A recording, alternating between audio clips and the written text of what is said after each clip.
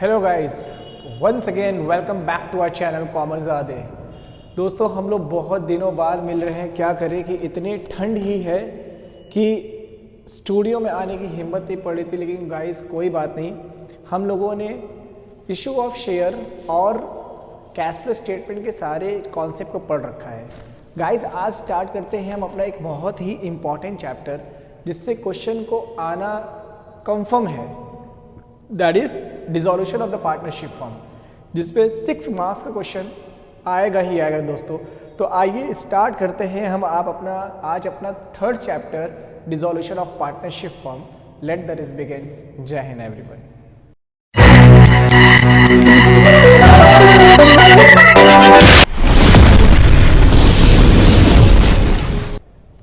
Hello student, now we are going to start a very most important chapter which is fixed in your board examination, जो आपके board examination में आना तय है 6 marks का। देखिए जैसे कि एडमिशन और रिटायरमेंट में मैं स्टार्ट कर सकता था, लेकिन उसमें एडमिशन या रिटायरमेंट में ऑप्शनल आ जाएगा आपका, या तो एडमिशन करिए या रिटायरमेंट करिए।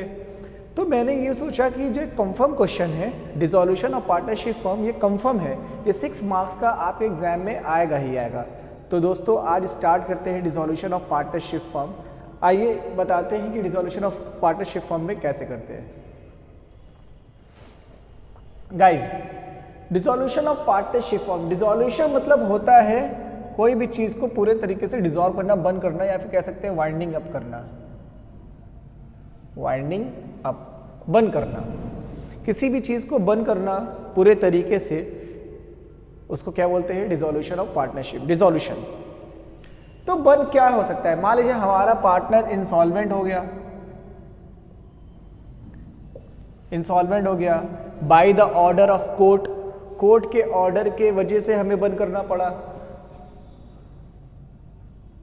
Order of court. There are so many reason for the dissolution of partnership firm। आपकी एग्रीमेंट खत्म हो गया, आपकी डीड खत्म हो गया, दो पार्टनर थे, एक पार्टनर मर गया। As you all know that minimum 2 partner होना चाहिए। बहुत सारे ऐसे रीज़न होते हैं जिसकी वजह से हमें अपने बिजनेस को, अपने पार्टनरशिप फर्म को बंद करना होता है। ठीक है, बीवी ही कही है बंद करो, तुम जो कमा रहे कुछ हो ही नहीं रहा, हमारा लिपस्टिक पाउडर भी नहीं आ पा रहा है आपके बिजनेस से, बंद करो ऐसा बिजनेस। हमारी वाइफ ही कह दी बंद करो इसे, दुकान आपको बिजनेस चलाने से कोई फ़ायदा नहीं हो रहा, घर का खर्चा नहीं आ रहा है, लिपस्टिक पाउडर का पैसा तक नहीं निकाल पा रहे आप, बंद करो। तो उस केस में क्या करेगा बेचारा, एक हस्बैंड क्या करेगा? फर्म को बंद कर देगा, बंद करो फर्म को, ताला लगाओ। तो इस केस में जब आप बंद करेंगे तो आपके पास क्या ऑप्शन है? जब भी कोई दुकान या कोई कंपनी या कुछ भी बंद होती है तो आप क्या करते हैं? सारे संपत्ति को बेचते हैं और कर्ज को पे करते हैं। मीन्स दैट आप सारे एसेट्स को बेचते हैं, सारे एसेट्स को बेचते हैं और लाइबिलिटी को पे करते हैं। भाई दुकान बंद कर रहे तो कर्ज वाला आ जाएगा ना, ओ भाई साहब दुकान बंद करे कहाँ भाग रहे, मेरा कर्ज तो दो। तो हम क्या करते हैं? अपने सारे एसेट्स को बेचते हैं, लाइबिलिटी को पे करते हैं। यही पूरा खेल है किसका? डिसोल्यूशन ऑफ पार्टनरशिप फर्म का। मेनली इसमें 4 अकाउंट बनते हैं। कौन कौन से? Realisation account, realisation account, partners capital account, partners loan account, partners loan account और बैंक अकाउंट। यहाँ पे बैलेंस शीट नहीं बनती गाइस, यहाँ बनता है बैंक अकाउंट, बैंक अकाउंट। समझ में आया? तो यहाँ मेनली ये 4 अकाउंट बनते हैं, realisation account, partners capital account, partners loan account and bank account. Board के पॉइंट ऑफ व्यू से अगर देखें तो ये हमारा रियलाइजेशन अकाउंट बहुत ही ज़्यादा इम्पॉर्टेंट है, बहुत ही ज़्यादा इम्पॉर्टेंट है। अगर इनको लेके नहीं चलेंगे तो कोई भी काम हमारा नहीं होने वाला। तो let we first discuss about how to prepare the realisation account. आज के लेक्चर में गाइज हम डिस्कस करेंगे कि रियलाइजेशन अकाउंट कैसे बनता है। बिकॉज आप जानते हैं जो आप बोर्ड अगर प्रीवियस ईयर या सैंपल पेपर देखेंगे तो 2 तरह के क्वेश्चन आता है।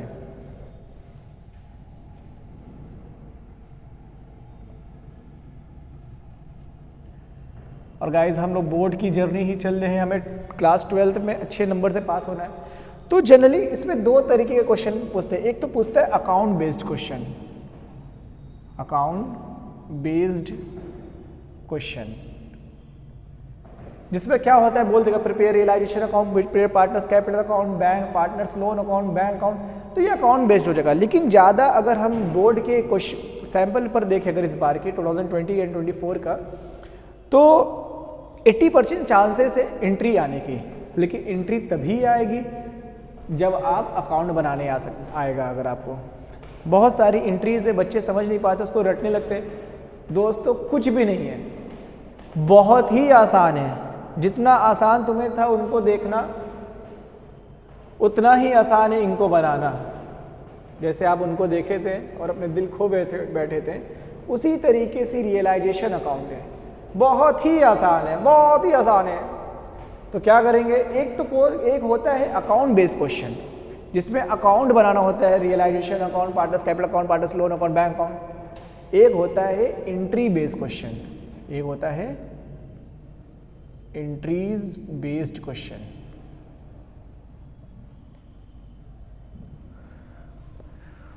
और स्टूडेंट देखिएगा कि मैं एक भी एंट्री आपको याद नहीं कराऊंगा और आप बोर्ड की एंट्री को सारे शूट कर देंगे। सारे एंट्रीज को एकदम आसानी से 4 नंबर की एंट्री आती, 2 नंबर का एमसीक्यूज में पूछ लेता है, मान लीजिए 6 नंबर कहीं भी, तो 6 में से 6 पूरा मार्क्स, ये 6 मार्क्स से आता है बोर्ड में। पूरे 6 मार्क्स आपकी चुंगल में होगा, गारंटी है मेरा।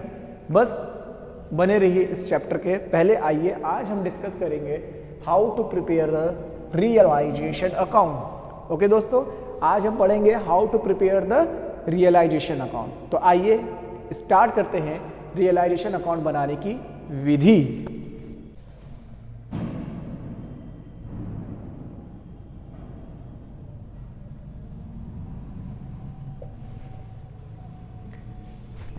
Now guys, now let's start how to prepare the realization account। रटना नहीं है guys, अकाउंट तो रटा ही नहीं जा सकता। As you all know that accountancy is based on principle and arts and principles। Account is a science as well as art. आप जानते हैं कि अकाउंट एक प्रॉपर प्रिंसिपल पे काम करता है, और हमारे पढ़ाने की तरीका भी ये है कि हम चीज़ों को रटाते नहीं, समझाते हैं। आइए चीज़ों को देखिए, रियलाइजेशन अकाउंट बनेगा कैसे, ठीक है। आप मुझे बताइए कि मैंने आपको एक मंत्र दिया था कि एसेट्स का हमेशा बैलेंस डेबिट होता है, लायबिलिटीज़ का क्रेडिट होता है। आपको मैंने बताया था कि एसेट्स का हमेशा डेबिट बैलेंस होता है और लायबिलिटी का हमेशा क्रेडिट बैलेंस होता है। इसकी बात क्या है, इसका यूज़ क्या है, देखिएगा। फॉर्मेट क्या होता है, टी शेप अकाउंट। देखिएगा इस पर्टिकुलर अमाउंट, पर्टिकुलर अमाउंट। आपके सामने एक बैलेंस शीट होगी, क्वेश्चन में एक बैलेंस शीट होगा। यहाँ पे सारे एसेट्स होते हैं और यहाँ पे सारे लायबिलिटीज दे रहते हैं। यही तो होता है स्टूडेंट, यही होता है ना बैलेंस शीट। आपके एग्जाम में एक बैलेंस शीट रहेगी और नंबर ऑफ यहाँ पर क्या रहेंगे, एडजस्टमेंट दिए रहेंगे। तो कैसे करेंगे, ध्यान से सुनिएगा। पहले हमें ये देखना है रियलाइजेशन अकाउंट बनाते वक्त कि टोटल हमारे पास संपत्ति कितना है जिसको हम बेच सकते हैं, और लायबिलिटी कितना है जिसको हमें पे करना है। ठीक है गाइस, हमें ये देखना है कि टोटल संपत्ति कितनी है और लायबिलिटी कितना है। मींस दैट हमें वो एसेट्स देखना है अपने बैलेंस शीट पर जिसको हम बेच सकते हैं and easily converted into the cash. तो आप यहाँ पर कैश होगा, मशीनरी होगा, गुडविल होगा, ये सारी चीज़ होगी। तो कैश को मत लीजिएगा, कैश हमारा ऑलरेडी क्या है, कैश में है। तो हम याद रखिए गाइज, हमें उन्हीं एसेट्स को ध्यान में रखना है जिसको हम बेच सकते हैं, जिसको हम बेच सकते हैं। तो देखिए यहाँ एसेट्स का कौन सा बैलेंस होता है, डेबिट ना, और लायबिलिटी का क्रेडिट। लायबिलिटी का हमारा होता है क्रेडिट। तो जितने एसेट्स बिकने वाले होंगे उनको यहाँ लिखेंगे डेबिट साइड में, क्योंकि आप जानते हैं हमारा ये डेबिट साइड होता है और ये हमारी क्रेडिट साइड होती है। तो सारे एसेट्स को लिखिए, पहले लिखेंगे to sundry assets, to sundry assets. तो सारे एसेट्स लिखिए, क्या क्या हो सकता है आपका, land and building, land and building, plant and machinery, plant and machinery, ठीक है guys, land and building, plant and machinery, stock, stock हो गया आपका, और क्या बिक सकता है, डेटर्स, बिल रिसीवेबल। गाइस एक एसेट्स का नाम लिख रहा हूँ इनटेंजिबल एसेट्स, यहाँ स्टार लगा रहा हूँ, अभी जिस पे मैं स्टार लगा रहा हूँ उसके साथ थोड़ा सा लोचा है और उस लोचे को भी सॉल्व करेंगे। बस इतना देखिए फॉर्मेट्स रियलाइजेशन अकाउंट कैसे बनाएंगे, सारे एसेट्स को उठाकर डेबिट साइड में लिखेंगे। तो यहाँ पर क्या क्या हो सकता है, गुडविल हो सकती है क्योंकि एसेट्स में होगा गुडविल, या ट्रेडमार्क हो सकता है, या पेटेंट्स हो सकता है। ये तीनों ही एसेट्स है, लेकिन ये कौन से एसेट्स हैं, इनटेंजिबल एसेट्स, इनटेंजिबल एसेट्स। अभी इसके साथ क्या खेल है, क्या इसके साथ लोचा है, अभी हम लोग थोड़ी देर में समझेंगे, ठीक है गाइस। तो यहाँ जितने भी आपके एसेट्स होंगे यहाँ पर नेमली यहाँ पर हम लोग टोटल करके लिख देंगे कि हमारे टोटल एसेट्स इतने हैं, और लायबिलिटी में by sundry liabilities, by sundry liabilities. Guys sundry liability लिखते वक्त सबसे पहले प्रोविजन को लिखिएगा, सबसे पहले प्रोविजन, और यहाँ पर वो सारे लायबिलिटीज को लिखना है जो आउटसाइडर होते हैं, लेकिन प्रोविजन तो आउटसाइडर होता नहीं, लेकिन हम लिखेंगे क्योंकि वो एग्जेप्शन है। सबसे पहले हम क्या लिखेंगे, प्रोविजन, प्रोविजन फॉर डाउटफुल डेब्ट, प्रोविजन फॉर डाउटफुल डेब्ट जो गाइस हमें डेटर्स के नीचे मिलता है, डेटर्स के नीचे लिखा रहता है प्रोविजन फॉर डाउटफुल डेब्ट, आपको ओल्ड बैलेंस शीट में मिलेगी, तो वही प्रोविजन सबसे पहले लिखिएगा। क्योंकि जनरली क्या होता है कि बच्चा एसेट्स को लिखता है फिर लायबिलिटी के साइड जाता है तो साइड सारे लायबिलिटी को लिख देता है, लेकिन वो प्रोविजन छूट जाता है, जिसके वजह से हमारे सवाल गलत हो जाते हैं। तो मेरे प्यारे भाइयों बहनों इस चीज़ का ख्याल रखिएगा कि सन्ड्री लायबिलिटी लिखते समय सबसे पहले प्रोविजन फॉर डाउटफुल डेब्ट लिखना। अब चलिए सारे आउटसाइड लायबिलिटी क्या क्या हो सकते हैं, सन्ड्री क्रेडिटर, सन्ड्री क्रेडिटर हो सकते हैं, फिर इसके बाद क्या होगा, बिल्स पेबल, बिल्स पेबल हो जाएगा। यहाँ पर किसी आउटसाइडर का लोन, याद रखिए पार्टनर का लोन नहीं, मान लीजिए ए और बी पार्टनर हैं, मान लीजिए ए एंड बी पार्टनर हैं, यहाँ पे लिखा है लायबिलिटी साइड में एज लोन, आपके बैलेंस शीट में एज लोन है तो एज लोन मत लिखना, क्योंकि हमें पता है कि वो लोन अकाउंट में जाएगा। अभी मैंने बताया 4 अकाउंट बनता है, realisation account, partners capital account, partners loan account, तो वो पार्टनर्स लोन अकाउंट में जाएगा गाइस, ठीक है। तो इसको मत लिखना क्योंकि ये लायबिलिटी में दिखेगा, इसके लिए पार्टनर्स लोन अकाउंट का। लेकिन अगर लिख दे यहाँ पर एज वाइफ लोन, तो गाइस ये बाहर का कर्ज हुआ कि नहीं, ये आउटसाइडर लायबिलिटी हुई कि नहीं, तो वो सारे लायबिलिटी लिख रहे हैं जो आउटसाइडर हो। तो मान लीजिए partners relation loan, partner relation loan, partner के रिलेशन के लोन, ठीक है गाइस, किसी भी पार्टनर के रिलेशन के लोन। और 2 चीज़ों पे मैं टिक लगा रहा हूँ, स्टार लगा रहा हूँ, इसके साथ भी एक लोचा है, इन्वेस्टमेंट फ्लक्चुएटिंग फंड, IFR या IFF या WCR, workman compensation fund. Guys ये जब से हम सेकेंड चैप्टर से पढ़ रहे हैं तब से ये हमारा साथ ही छोड़ रहा है, तो ये बस इसका अंतिम क्षण है जहां हम इसको ख़त्म करने वाले हैं। तो यहाँ भी कुछ इसके प्रोविजंस हैं, जिस पे मैं स्टार लगा रहा हूँ उसके साथ कुछ अकाउंटिंग ट्रीटमेंट डिफरेंट है। तो पहले हम क्या काम करते हैं, रिकॉर्डिंग की कौन कौन से आइटम जाएंगे। तो गाइज पहला हिसाब तो हमें समझ में आ गया कि सारे सन्ड्री एसेट्स को लिख दिया क्योंकि डेबिट है, और सारे सन्ड्री लायबिलिटी को लिख दिया क्योंकि क्रेडिट है। अगर बात नहीं समझ में आ रहा डेबिट क्रेडिट, तो मैं अब आपको एक मंत्र देने जा रहा हूँ, क्रॉस कॉन्सेप्ट। क्रॉस कॉन्सेप्ट मार दिए, अंधेरा कायम रहे वाला जो था, जो शक्तिमान हम लोग बचपन में देखते थे, क्रॉस कॉन्सेप्ट। ये क्या है, एसेट्स, तो क्रॉस होकर इधर चला जाएगा, देखिए इस साइड चला गया। ये है लाइबिलिटी, तो क्रॉस करके इधर चला जाएगा। देखिए लाइबिलिटी इस साइड होती है, यहाँ आ गई, एसेट इस साइड रहती है, यहाँ आती है। बस आपको ध्यान देना होगा कि कौन से एसेट्स को लिखना है और कौन से लाइबिलिटी को लिखना है। You have to know about the segregation about which asset will be recorded in the realization account and which liability will be recorded in this side of the realization account. तो आपको ये पता होना चाहिए मेरे प्यारे भाइयों बहनों कि आपको कौन सी एसेट्स लिखना है और कौन सी लाइबिलिटी को लिखना है। तो बस इतना ध्यान रखिएगा कि वो सारे एसेट्स को लिखना है जो हम बेच सकते हैं और कैश में कन्वर्ट कर सकते हैं, और सारे उन लाइबिलिटी को लिखना है जो दुकान बंद करते वक्त पहुंच गया, अरे भैया हमें पैसा दो, बाहरी आउटसाइडर लाइबिलिटी को लिखना है। ठीक है दोस्तों, तो क्रॉस कॉन्सेप्ट लगा सकते हैं। अब गाइस एक चीज देखिए,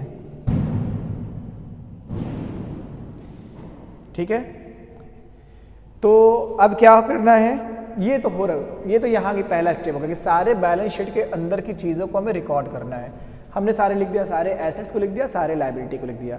अब आपके क्वेश्चन में कुछ एडजस्टमेंट होंगे कि ये एसेट्स इतने का बिका, ये पार्टनर इतना का लेके चला गया, ये लायबिलिटी इतनी पे हुई।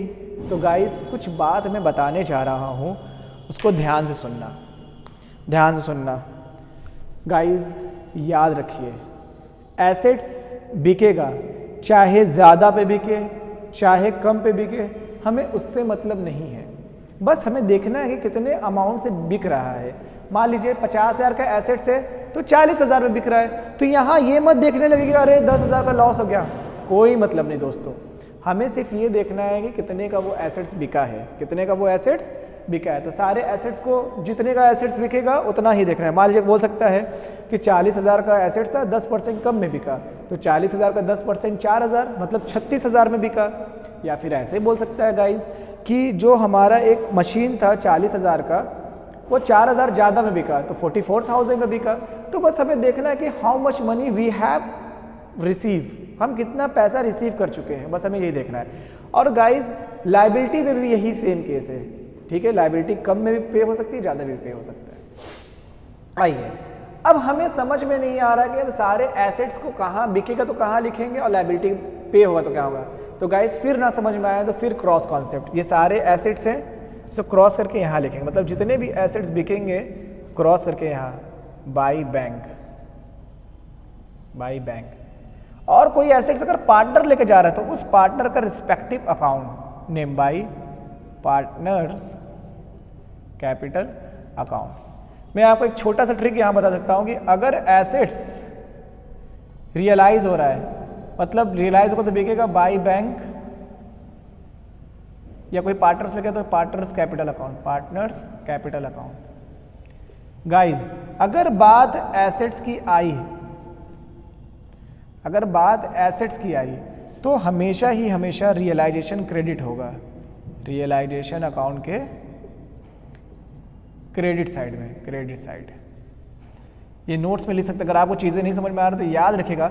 अगर एसेट्स की कोई बात हुई कि इतने का बिका, इतना का पार्टनर्स लेके जा रहे हैं, तो हमेशा रियलाइजेशन के क्रेडिट साइड में। और इसी का वाइस वर्सा, अगर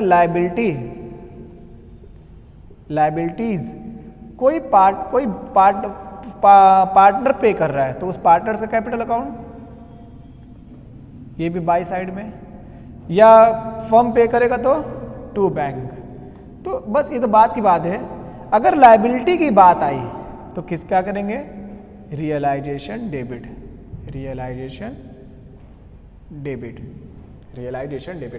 मीन्स दैट अगर कोई एसेट्स बिका या कोई एसेट्स पार्टनर लेके जाता है तो रियलाइजेशन अकाउंट की क्रेडिट साइड में। इसी तरीके से कोई लायबिलिटी पे हुई तो realisation debit to bank account, या कोई पार्टनर पे करेगा तो टू पार्टनर्स कैपिटल अकाउंट।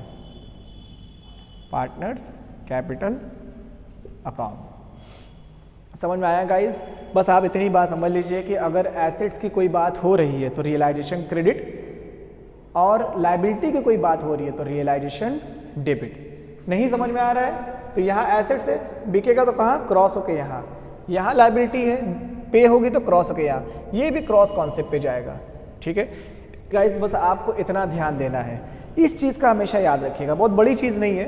बस एसेट्स अगर बिक रहा है तो बाई बैंक या कोई पार्टनर लेके जा रहा है तो बाई पार्टनर्स कैपिटल अकाउंट, मान लीजिए ए लेके जा रहा है तो बाई एस कैपिटल अकाउंट, तो ये रियलाइजेशन की क्रेडिट साइड में। और यही का वाइस वर्सा, अगर लाइबिलिटी को ही पे कर रहा है या पार्टनर पे कर रहा है तो रियलाइजेशन डेबिट साइड में। ठीक है गाइस, इसको रफ कर देता हूँ।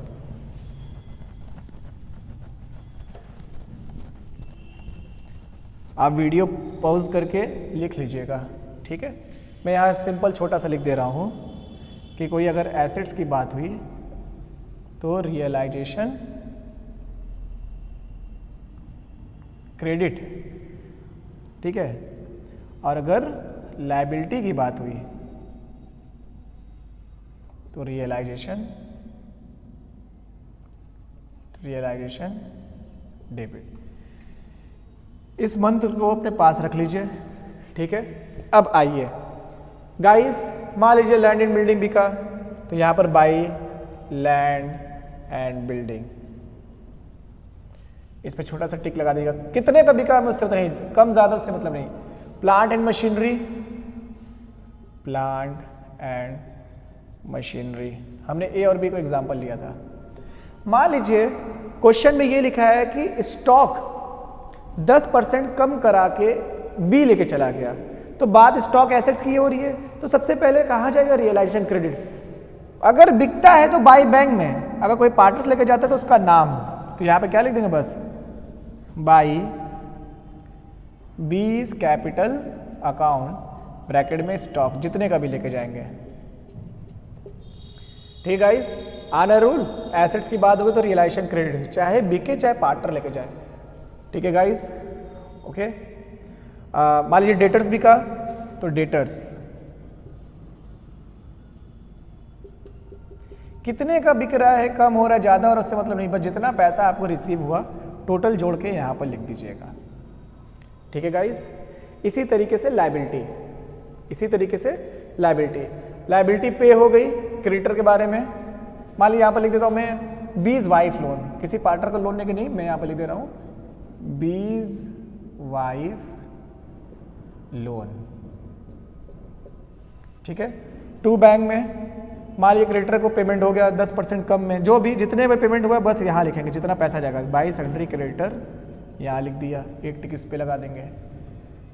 ठीक है गाइस, अब मेरी बात कुछ सुनिए गौर से, कुछ मेरी बात ध्यान सुनिए, बस इतना ही चीज़ लिखा। अब एक एडजस्टमेंट दे रहा है कि बिल रिसीबल वाइफ्स के लोन से शॉर्ट ऑफ हो जा रहा है, मतलब ऐसा लिखेगा कि याद रखिए गाइस, इसको नोट्स बना लीजिएगा। अगर किसी लायबिलिटी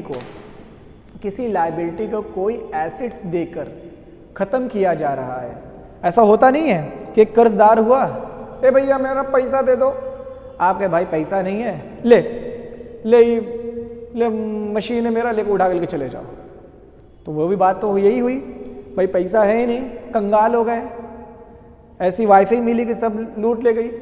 तो भैया ऐसा है कि आपका कर्ज था, ये मेरी मशीन पड़ी है, पैसा तो नहीं, लीजिए मशीन ले लीजिए, अपना कर्ज खत्म करिए। तो पहला पॉइंट गाइस, पहला पॉइंट, अगर कभी कोई एसेट्स, अब जो पॉइंट मैं बताते चल रहा हूँ उसको समझते रहिए, लिखते रहिए।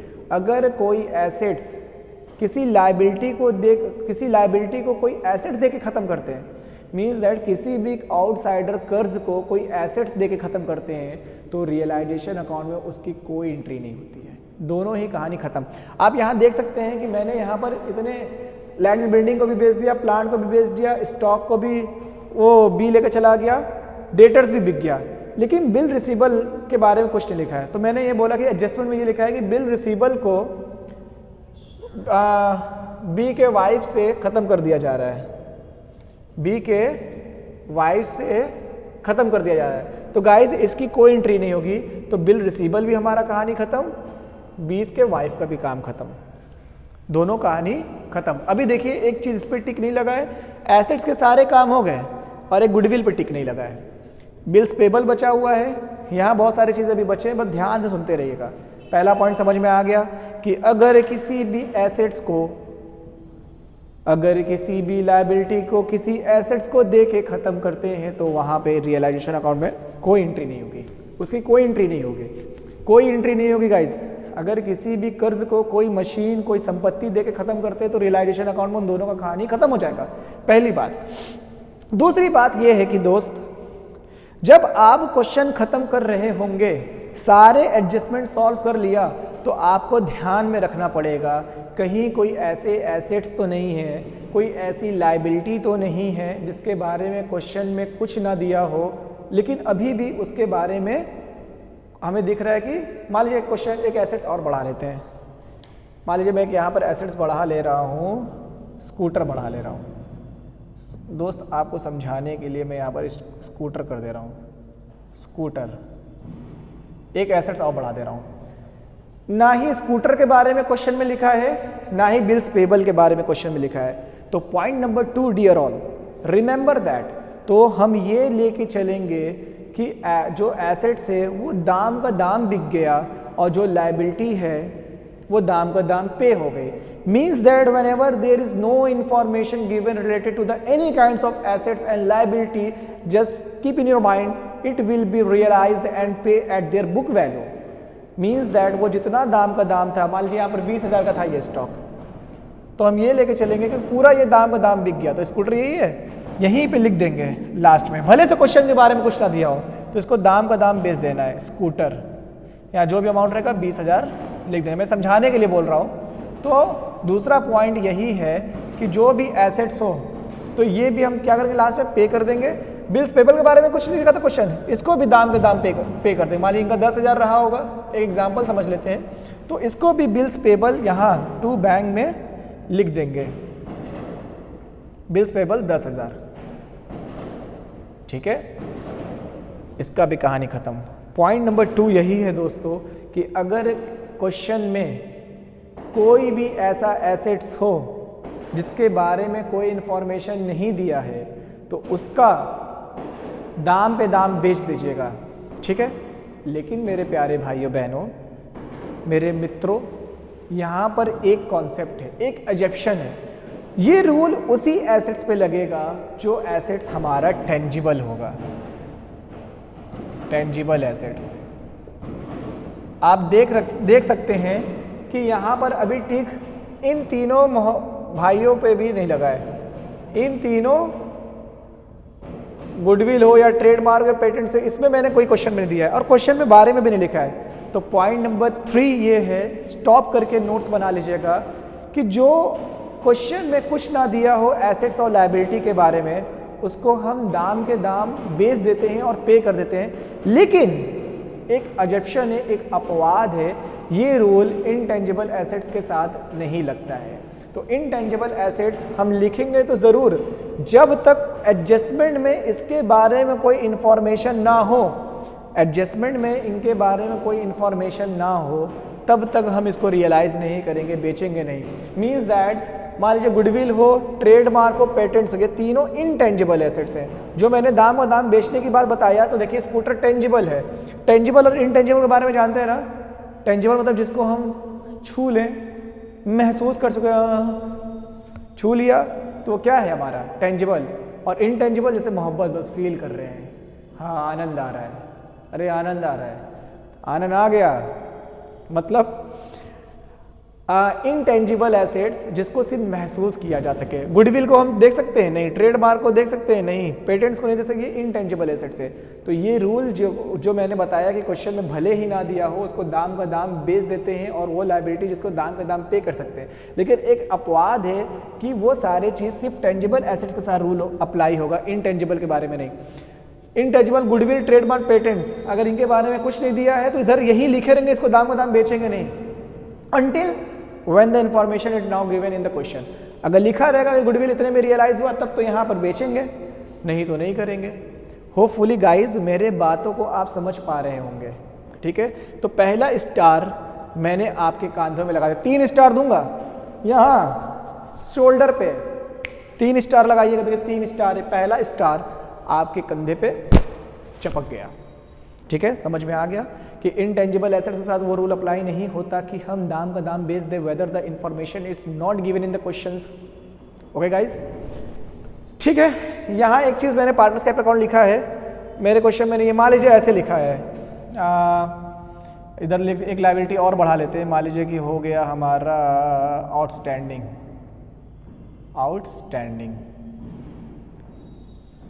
भी लायबिलिटी होता है। मान लीजिए ऐसे लिखा है, ए विल पे आउटस्टैंडिंग, ए कह रहा है कि हम आउटस्टैंडिंग को पे कर देंगे, तो यही वो जगह है। फर्म पे करता है या पे करता है तो हम लोग क्या करते हैं, इसमें लिखते हैं, और आउटस्टैंडिंग कुछ होता है, कोई पार्टनर अगर कोई पे करता है तो वही चीज़। देखिए लायबिलिटी अगर कोई भी बात हो रही तो रिलेशन डेबिट में जाएगा, अब चाहे फर्म पे करे चाहे पार्टनर पे करे। तो मान लीजिए आउटस्टैंडिंग बी कोई भी है, ए दे रहा है, ए कहा कि हम पे करेंगे आउटस्टैंडिंग को, तो यहाँ लिख देंगे क्या, टू एज कैपिटल अकाउंट, यहाँ पर आउटस्टैंडिंग पे कर देंगे। ठीक है गाइस, और कभी कभी क्वेश्चन में एक्सपेंस होता है कि ये सारा पचेड़ा करने में जो एक्सपेंस हुआ, डिसोल्यूशन के पूरे काम कराने में जो एक्सपेंस हुआ, उसका 4,000 5,000 रुपये पे हुआ। ठीक है गाइस, अगर फर्म पे करेगी तो टू बैंक में लिख देना एक्सपेंस ऑन रियलाइजेशन, जो भी अमाउंट होगा। अगर पार्टनर कोई पे करेगा, मान लीजिए बी पे कर रहा है, तो to B's capital account bracket में एक्सपेंस, कुछ भी हो सकता है। ठीक है गाइस, इतनी बात समझ में आई आपको, इतनी बात समझ में आई। सो गाइस, इतनी बात समझ में आई, मैं एकदम समाप्ति की तरफ पहुंच रहा हूं। हमारा रियलाइजेशन अकाउंट लगभग तैयार है, लाजवाब खाना तैयार है हमारा पक्के, बस ठंडी में खा लीजिए। कौन परेशान कर रहा है यार। ठीक है, ठीक है। तो अब दूसरे स्टार की बारी आती है, इन्वेस्टमेंट फ्लक्चुएटिंग फंड। गाइस, आपके दिमाग में एडमिशन और रिटायरमेंट वाला कॉन्सेप्ट होगा। इन्वेस्टमेंट फ्लक्चुएटिंग फंड या इन्वेस्टमेंट फ्लक्चुएटिंग रिजर्व अगर दिख जाता है तो हम क्या करते हैं, ओल्ड पार्टनर के ओल्ड रेशियो में बांट देते हैं, और इसका डिफरेंट केसेस होता है, मार्केट वैल्यू से फ्लक्चुएशन होता है तो रिजर्व निकाल के डालते हैं। लेकिन मेरे दोस्तों, डिसोल्यूशन में ऐसा खेल नहीं है, डिसोल्यूशन में ऐसा रूल नहीं है। अगर कभी भी आपको इन्वेस्टमेंट दिखता है, इन्वेस्टमेंट फ्लक्चुएटिंग फंड दिखता है, तो सिर्फ और सिर्फ इसको सन्ड्री लायबिलिटी में लिखिएगा, पे मत करिएगा। Guys, I am going to repeat again, अगर आपको इन्वेस्टमेंट फ्लक्चुएटिंग फंड लिखता है, पॉज करके पूरा नोट्स बना लो गाइज, एकदम जबरदस्त, एक भी क्वेश्चन नहीं छूटने वाला। इन्वेस्टमेंट फ्लक्चुएटिंग फंड अगर क्वेश्चन में आपको दिख रहा है तो बस इसको लिखते हैं, neither it will be pay at last not to be distribute, ना ही इसको हम लोग लास्ट में पेमेंट करेंगे अकॉर्डिंग टू रूल कि भाई इस पे भी टिक नहीं लगा है, इसको भी दाम का दाम पे कर दे। नो, इन्वेस्टमेंट फ्लक्चुएटिंग फंड के साथ ऐसा कोई रूल नहीं है। बस इसको सिंपली लिखिएगा कि भाई साहब तू यहीं बैठ, और इससे कुछ भी परेशानी नहीं करना है, इसको परेशान नहीं करना है, छेड़ना नहीं, बस इसको सिंपल इसको यहाँ से घर में बैठा देना है सन्ड्री लायबिलिटी के साथ, बस छोड़ दीजिए, इसका कहानी खत्म, इसकी कहानी खत्म। गाइस, एक चीज़ है WCR, इसके साथ थोड़ा मामला है, इस पे मैं सर्कल कर रहा हूँ, इसको आराम से बताऊंगा। पहले अब समझिए क्या करना है। मान लीजिए सारा काम कर लिए, WCR के साथ अभी बता रहा हूँ। वर्कमैन कंपनसेशन फंड के बारे में मैं आपको बताता हूँ, देखिए ध्यान से। पहला रूल, इसके तीन रूल हैं।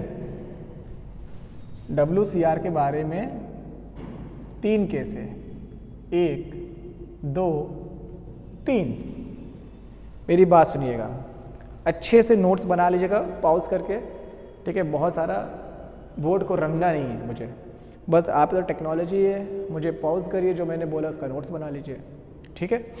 पहला केस, अगर एडजस्टमेंट में कहीं भी WCR का किसी पार्टनर का क्लेम, जानते हैं WCR क्या होता है, वर्कमैन कंपनसेशन रिजर्व या वर्कमैन कंपनसेशन फंड वो फंड होता है जब किसी पार्टनर को एक्सीडेंट हो जाता है तो उसके लिए क्लेम देते हैं। सो गाइज, अगर WCR आपको लायबिलिटी में ही मिलेगा, पहला केस, WCR लायबिलिटी में दिया है और एडजस्टमेंट में कुछ भी नहीं लिखा है, कुछ भी नहीं लिखा है एडजस्टमेंट में कि किसी पार्टनर को क्लेम हुआ है WCR से, गाइस WCR रिकॉर्ड नहीं होगा यहाँ पर, ये क्या करेंगे, पूरा WCR ओल्ड पार्टनर के ओल्ड रेशियो में पार्टनर्स कैपिटल अकाउंट में बांट देंगे बाई WCR। आप जानते ही हैं WCR कैसे बांटते हैं, पार्टनर्स कैपिटल अकाउंट में बाई साइड में आता है by WCR, it will be distributed among the old partner in their old profit sharing ratio. समझ में आ रहा है, इन their old profit sharing ratio.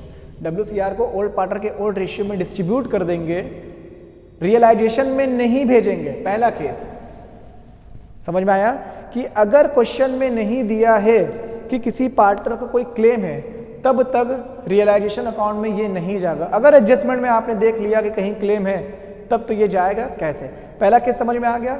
If there will be no information related to the WCR in the adjustment, it will be not transfer to the realisation account, it will be distributed among the old partner in their old profit sharing ratio. दूसरा case, मान लीजिए balance sheet, कहाँ बताऊँ, यही बता रहा हूँ। मान लीजिए, अब इसको थोड़ा रफ कर रहा हूँ गाइस। मान लीजिए हमारा बैलेंस, ध्यान से सुनिएगा, ये आपको समझना है और नोट्स अपने से बनाना है। मान लीजिए WCR 80,000 है, यहाँ पे WCR कितना है 80,000, और एडजस्टमेंट पे क्लेम आ गया 50,000 का, एडजस्टमेंट में दिया है। तो गाइस अब रूल तो ये है, एडजस्टमेंट में क्लेम आ गया तो अब तो जाएगा, तो जाएगा, लेकिन यहाँ पर खेल ये है कि कितने अमाउंट से जाएगा। आप यहाँ लिखेंगे बाई WCR या by work bank compensation fund या वर्क बैंक कंपनसेशन रिजर्व, कुछ भी हो सकता है। तो गाइस इसी 50,000 को लिखेंगे, इसी 50,000 को लिखेंगे और लास्ट में यहाँ पर पेमेंट भी कर देंगे तुरंत। यहाँ टू बैंक में, इसको हटाइए, यही टू बैंक में टू WCR यही लिखेंगे पूरा 50,000, यही वाला 50,000 यही लिखेंगे जो क्लेम आया है, और इसी को तुरंत यहाँ पेमेंट कर देंगे। गाइज अभी भी हमारे पास कितना बचा है 30,000। तो ये जो 30,000 बचा है गाइज, उसको ओल्ड पार्टनर के ओल्ड रेशियो में बांट देंगे। बात समझ में आई? नहीं समझ में आई होगी तो फिर से इसको वीडियो को बैक करके फिर से सुनिएगा। मैंने यही बोला कि 80,000 का हमारे पास रिजर्व था, क्लेम आ गया 50, तो 50 ही यहाँ दिखाएंगे, 50 को ही यहाँ तुरंत पेमेंट कर देंगे, बचा हुआ 30,000 ओल्ड पार्टनर के ओल्ड रेशियो में बांट देंगे। इतनी बात आई समझ में? तो केस 2 भी खत्म। तीसरा केस, 4 केस बना देते हैं, एक केस और बनाते हैं। मान लीजिए WCR 80 है, 80 ही क्लेम आ गया, क्लेम कितना आ गया 80। तो गाइस वही चीज 80 दिखाएंगे, 80 पेमेंट करेंगे। ये WCR में 80 ही दिखाएंगे, 80 ही यहां से तुरंत पेमेंट कर देंगे। तो गाइस बांटने को कुछ बचे ही नहीं, 80,000 यहां था, 80 लिखा, 80 पेमेंट कर दिया, कुछ बांटने को बचे ही नहीं। तो हम क्या करेंगे? नहीं बांटेंगे, पार्टनर सेव अकाउंट में नहीं जाएगा। दूसरा केस, तीसरा भी हो गया, लास्ट केस। मान लीजिए WCR 80 है, क्लेम आ गया 1 लाख, क्लेम आ गया 1 लाख। तो भाई क्लेम आया है तो WCR जाएगा ही, लेकिन अमाउंट कितना लिखाएगा? तो गाइस फोर्थ केस में क्या होगा, आप अमाउंट यहाँ टोटल दिखाएंगे, क्योंकि देखिए इस केस में हमारा क्लेम अमाउंट क्या हुआ, रिजर्व से ज़्यादा हो गया। तो यहाँ 80 दिखाएंगे, लेकिन पेमेंट यहाँ का कितना करेंगे? पेमेंट करेंगे 1 लाख रुपया। जो हमारा क्लेम है कितना पेमेंट करेंगे? 1 रुपया। Workman compensation claim 1 lakh, means 80 जितना था वो सन्ड्री लायबिलिटी में शो कर देंगे, क्लेम कितना था 1 लाख, 1 लाख यहाँ पेमेंट कर दिए, 1 लाख यहाँ पर पेमेंट कर दिए। समझ में आ रहा है गाइस? तो बांटने को कुछ बचे ही नहीं, तो अब क्या करेंगे? पार्टनर्स कैपिटल अकाउंट में नहीं जाएगा। अब क्या करेंगे दोस्तों? सारा काम खत्म। अब हम क्या करेंगे? रियलाइजेशन अकाउंट को बंद करेंगे, यहाँ बैलेंस आया तो प्रॉफिट और यहाँ बैलेंस आया तो लॉस बाई लॉस। ठीक है, वही चीज, whatever the profit and loss will be get by the preparation of realization account, it will be distributed among the old partner in their old profit sharing ratio। जो भी A और B का ratio रहेगा, कुछ नहीं तो 1:1 में, जो भी इनका पुराना रेशियो रहेगा उनको उस रेशियो में बांट देंगे। सो गाइज ये रहा पूरा हमारा रियलाइजेशन अकाउंट। ये पूरा हमारा क्या था? Realisation account. इसको ध्यान से देखिएगा, ध्यान से देखिएगा और एक प्रीवियस ईयर क्वेश्चन को लगा लीजिएगा। मैंने सारे कॉन्सेप्ट को बता दिया है, मैंने एक एक कॉन्सेप्ट को, तीनों तारा आपके शोल्डर पे लगा दिया, मैंने तीनों ही तारे आपके शोल्डर पे चिपका दिए, आप ऑफिसर बन गए, 3 स्टार ऑफिसर, दरोगा भागो। आइए, ये इसके कॉन्सेप्ट को बता दिया, IFR का बता दिया, WCR का बता दिया। गाइस इसके बाद आप अपने रियलाइजेशन अकाउंट को बंद करिएगा, जो भी प्रॉफिट एंड लॉस आएगा उसको ओल्ड पार्टनर के ओल्ड रेशियो में बांट दीजिएगा। यहाँ आएगा तो to profit transfer to the capital account, ABC जितने पार्टनर रहेंगे, या by loss transfer to the capital account, ABC को बांट के पार्टनर्स कैपिटल अकाउंट में दे देंगे, जैसे हम लोग एडमिशन में रिवैल्यूएशन अकाउंट के साथ करते थे। सो गाइस होपफुली आपको डिसोल्यूशन का रियलाइजेशन अकाउंट समझ में आ गया। ठीक है गाइस, नेक्स्ट वीडियो में मिलेंगे हम लोग बचे हुए रिमेनिंग पोर्शन के साथ, जिसमें मैं आपको एंट्री पास करने बताऊंगा। गाइस इसको ध्यान से समझ लीजिएगा, जब तक आपको रियलाइजेशन अकाउंट नहीं आएगा तब तक आपको एंट्री नहीं समझ में आएगी और रटंदी विद्या भूल जाएंगे। मैं आपको दिखाऊंगा, इसी कॉन्सेप्ट से आपको एंट्री पास करके सिखाऊंगा। सो गाइस होपफुली आपको रियलाइजेशन अकाउंट एकदम बेहतरीन तरीके से आ गया है। सो गाइस हम फिर मिलेंगे अपने नेक्स्ट वीडियो में, अपने डिसोल्यूशन के नेक्स्ट पार्ट में। तब तक के लिए बने रहिए हमारे कॉमर्स दादे के लिए। और गाइस अगर आपसे हो सके, अगर आपके पैसे ना लग रहे हो, आपके सब्सक्राइब करने से हमें ताकत मिलती है, हम और मजबूत होते हैं, हमें और स्ट्रांग होते हैं हम। आपका तो कुछ नहीं जाएगा गाइस एक सब्सक्राइब बटन दबाने से, लेकिन हमें बहुत कुछ मिल सकता है। सो गाइस इस गुरु दक्षिणा के तरीके से, या आपको भाई और एक दोस्त के नाते से मैं आपको ये कह रहा हूँ, बस इसको सब्सक्राइब करिए और लोगों तक पहुँचाइए। तब तक के लिए बने रहिए हमारे कॉमर्स दादे में, हम फिर मिलेंगे। तब तक के लिए बने रहिए। जय हिंद, गुड बाय, जय हिंद एवरीवन।